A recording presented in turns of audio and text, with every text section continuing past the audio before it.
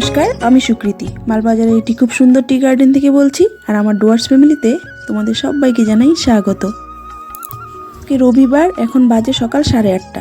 আর যেহেতু রবিবার অফিস বন্ধ, তাই এখনও উনি ঘুমাচ্ছেন। তো আমি ভাবলাম বসে থেকে লাভ নেই, স্নানটা করে ফেলি। তো স্নান টান করে চা বানিয়ে নিয়ে আসলাম। আর রবিবারে আমাদের দিনটা খুবই তাড়াহুড়ার মধ্যে দিয়ে কাটে, একটুকু বসার সময় নেই। এর জন্য আগে স্নান টান করে তারপরে কাজে নামলাম। আজকে উনি সকালবেলা ঘুম থেকে উঠেই বলল যে বিরিয়ানি খেতে ভীষণ মন চাচ্ছে, বিরিয়ানি বানাবা তো খুব টেস্টি করে, আমি এক্ষুনি বাজার যাচ্ছি আর মাংস নিয়ে আসছি। তো উনি যখন তো বলেছে বানাতে তো হবেই।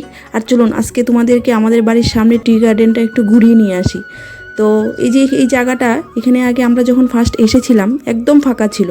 এখানে বাচ্চারা খেলতো, বল টল ফুটবল টল এগুলো খেলতো। তো একদমই ফাঁকা ছিল। আর কয়েক বছরের মধ্যে, মানে 2 বছর কি 3 বছর হবে, এই গাছগুলো লাগিয়েছে। কি সুন্দর হয়েছে দেখুন। তো যখন ফার্স্ট এসেছিলাম একদম ফাঁকা যেহেতু ছিল, খুব ভয়ও লাগতো জায়গাটাতে। মানে আর এই জায়গাটা একটু উঁচু, আর ওই জায়গা পিছনের জায়গাটা না একদম নিচু। এখান থেকে ওই দিক দিয়ে যদি মানুষ টানুষ যায় না, তো এখানে দাঁড়ালে পরে একদমই দেখা যায় না। আর যেটা আমাদের কোয়ার্টারের সামনাটা। আর চলুন যাই এখন রান্না করে গিয়ে সকালে রান্নাটা সেরে নেই। তো সকালে ভাত বানাবো আর একটা সবজি বানাবো। তো সবজিটা একটা আজব সবজিই বানাবো, তো সেটা তোমাদের সঙ্গে শেয়ার করছি। কাঁঠাল, কাবলি ছোলা আর আলু দিয়ে। তো কয়েকটা কাঁঠাল টুকরা আমি কেটে রেখে দিয়েছিলাম, তো এটা নষ্ট হচ্ছিলো, তো ভাবলাম ওটার মধ্যে দিয়ে দিই। তো ভালোই হয়েছিল খেতে। আর বলুন তো আমি কাকে উনি বলছি? তো আমি আমার হাজব্যান্ডকেই উনি বলছি। তো ওকে আমি নাম ধরে ডাকতে পারি না, ও গো কি গো এভাবেই ডাকি, বা পুস্কির বাবা ওটা বলেই ডাকি। তো যাই না কি, সেটা তো লজ্জা। এখনের যুগের মেয়েরা তো আর নাম ধরেই তো সবাই ডাকে, তাই না? তো আমি জানি না, তো ছোট থেকে যে দেখে এসেছি মা বাবাকে ডাকতে, যে নাম ধরে ডাকতে হয় না, শুনে এসেছি। তো সেটাই আমার মধ্যে চলে এসেছে। আর আমরা যেহেতু প্রেম করে বিয়েটা করিনি, হ্যাঁ, আমাদের অ্যারেঞ্জ ম্যারেজ ছিল। তো প্রথম ডাকতেও খুব লজ্জা লাগতো, তো কোনো দিন আর ডাকতেই পারিনি। আর এখন তো আর আসেই না মুখ দিয়ে ওর নামটা। হ্যাঁ, এখন যদি কেউ জিজ্ঞাসা করে যে তোমার বরের নাম কি, তাহলে বলতে পারি, কিন্তু আমি ডাকতে পারি না।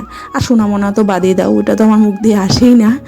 তো চলুন রান্নাটা হয়ে গিয়েছে। আর এদিকে আমার মেয়ের চুলটাও আমি ফেলে দিচ্ছি, যেহেতু একটু গরম পড়েছে। আর সবাই বলে যে ভালো হবে, চুল কাটলে নাকি ভালো হয়। তো সেই জন্য চুলটা ফেলে দিয়ে টাক করে দিচ্ছি। তো ওরও ইচ্ছা ছিল না, আমারও ইচ্ছা ছিল না চুল ফেলানোর জন্য, কিন্তু যে বাড়ির সবার কথার মতো আর কি ফেলে দিলাম।